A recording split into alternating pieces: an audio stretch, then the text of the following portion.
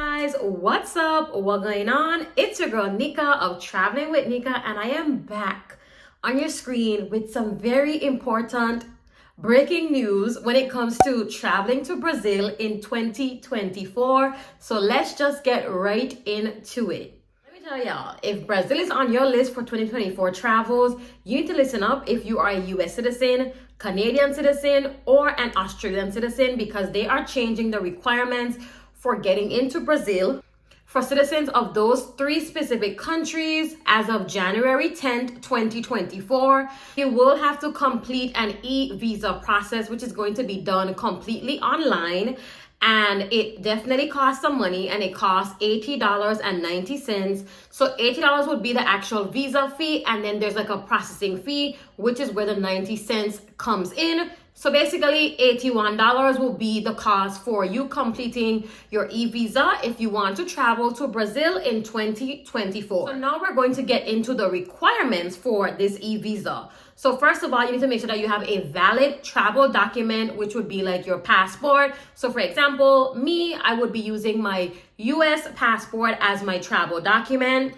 And then you need to make sure that you have your online application filled out, which is where you would also be paying for your e-visa. So I did go through the online application to be able to just show you guys like some screen grabs of what it's asking for. So we will go through that after I get through the requirements list. So in addition to having a valid passport and obviously completing the online application, you also need to take passport size photos, which is going to be 2x2 size with a white background. And they do provide a guideline for those photos. So just make sure when you are taking your photos or getting your photos taken, you follow those guidelines. And that's super important for this application is actually making sure that you have reservations for a round trip flight in and out of Brazil, showing that obviously when you're going to be coming in and when you are going to be leaving the country, you must have that flight information to be able to complete your e-visa application.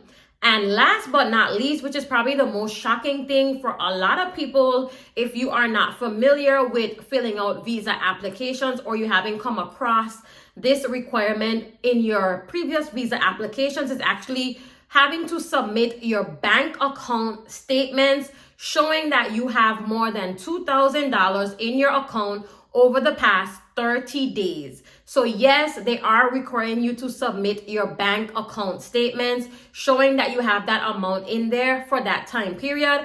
And when I went through the application process, it is there as a requirement. It's for sure real. They're not kidding. They want to see that proof.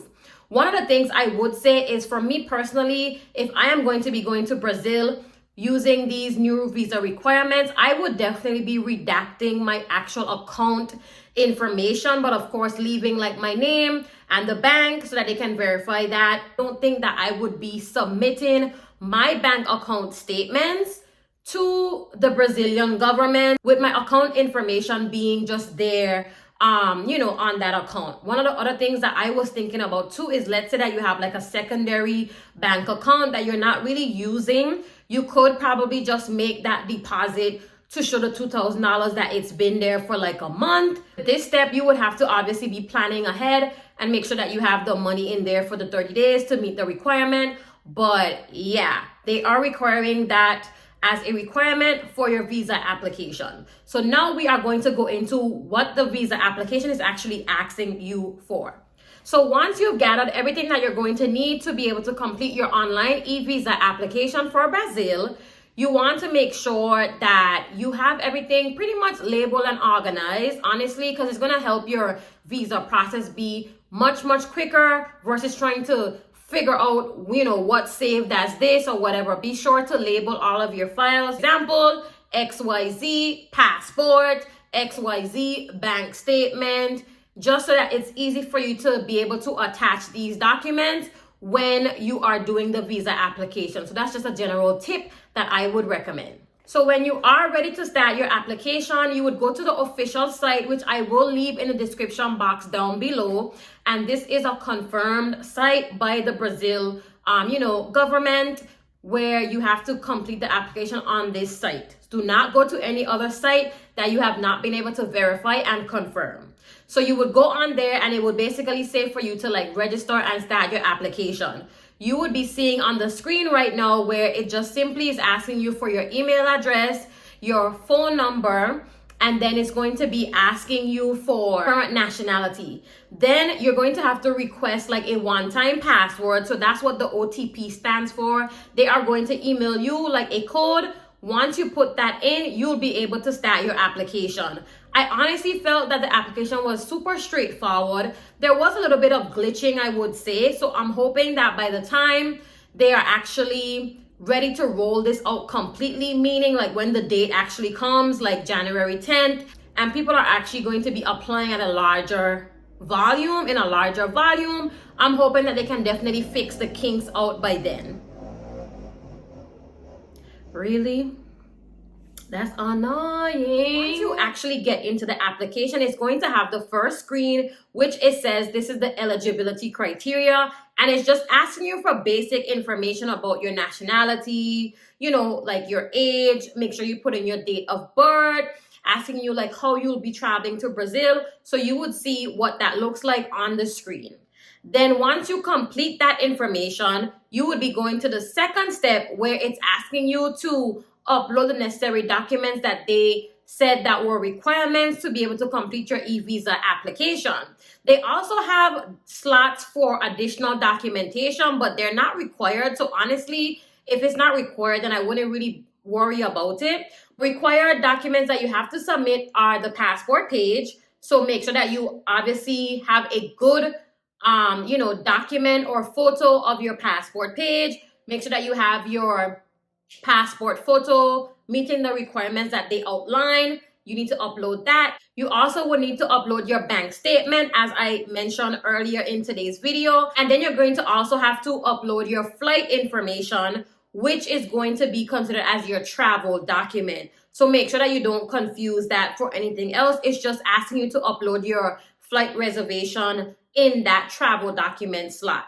You would see that there are other slots, as I said, for other documents, but it's not required. So once you complete that step, it will then ask you to basically verify all of your passport details, that matches the information that you uploaded. What I do like is that they have like a copy of your passport file that you uploaded right next to that. So you're able to just verify that, this is your passport number, this is your nationality, etc. They also ask you if you can provide information about your parents. You can say yes or no. So when I click yes, they did ask for like, my parents' name, I think their date of birth, and that was about it. You verify all of your passport information. It's then going to have you to verify, when you're coming into Brazil, when you plan to leave, how many days, etc. So that's going to be called the travel details page. So just make sure that you double check all of your dates and everything matches based on what you uploaded. Go ahead and verify your travel information, basically when you are traveling, how long you're going to be staying in Brazil. You will then be prompted to go to the next section. What I did like during the process is you are able to like save your application. I don't know if they are going to basically like reset your application after a certain amount of time, but I was able to like save the information that I was able to put in so far and log back in, which I think is really good if, like, for example, you missed something and you had to like go back, or you needed to verify something, or you had to change your flight or something like that prior to you submitting your visa application. You are able to go back into the application and, make updates before you actually click submit, which was really good. But once you confirm all of your travel details, you will have to then put in your information in terms of your address. So you would be basically putting your permanent address where you live. So for example, I would be putting my address where I live in the US.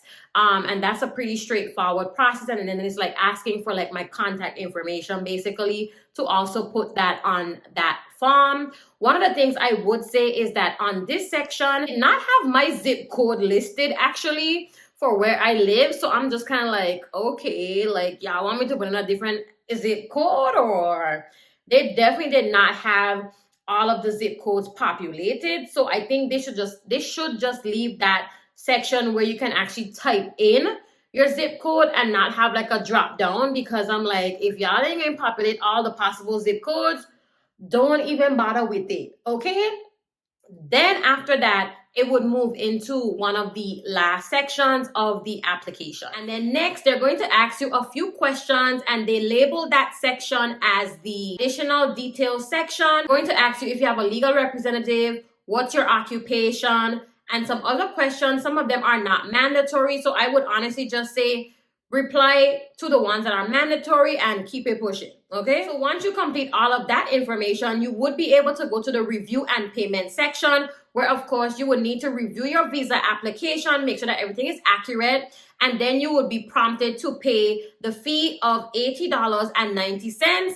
And then it is said that you are going to get an email confirming that you apply for your visa, if it's approved, rejected, or if they need more information from you, which is definitely really good that you're going to get that information via email. And if you are approved, basically they are telling you that you need to at least download this PDF that they're going to be sending you in an attachment via that approval email. Make sure that you have that available to present prior to you boarding your flight to Brazil. So I highly recommend having a digital copy on your mobile device, and then also printing out a copy as well to present to the authorities or to the airlines prior to your travels to Brazil. So that's basically what the process would look like for applying for this e-visa that they are now requiring in 2024, January 10th, for US citizens, Canadian citizens, and Australian citizens. So I definitely hope that this video and this step-by-step tutorial was super helpful for you guys. If you have Brazil on your travel bucket list, let me know if you are going to be traveling to Brazil after these visa requirements are implemented, or how do you feel about it? Let me know your thoughts. And again, thank you for watching. Bye.